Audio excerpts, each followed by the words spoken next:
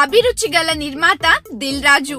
గబ్బర్ సింగ్ ద్వారా తానేంటో నిరూపించుకున్న దర్శకుడు హరీష్ శంకర్. అందాల బొమ్మ పూజా హెగ్డే. వీరందరితో జత కూడిన స్టైలిష్ స్టార్ అల్లు అర్జున్. వీరి కాంబినేషన్ లో వస్తున్న మూవీ కావడంతో డీజే దువ్వాడ జగన్నాథం పై భారీ అంచనాలున్నాయి. ఇప్పటికే ఈ మూవీ షూటింగ్ శరవేగంగా జరుపుకుంటుంది. శ్రీ వెంకటేశ్వర క్రియేషన్స్ బ్యానర్ పై వస్తున్న 25వ చిత్రం కావడంతో దిల్ రాజు ఈ మూవీని చాలా జాగ్రత్తగా నిర్మిస్తున్నాడు.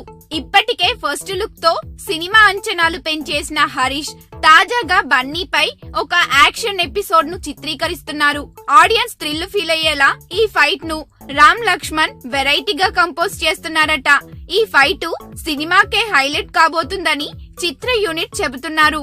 ఈ మూవీలో బన్నీ బ్రాహ్మణ యువకుడిగాను అండ్ స్టైలిష్ గాను డిఫరెంట్ లుక్స్ తో కనిపించనున్నాడు.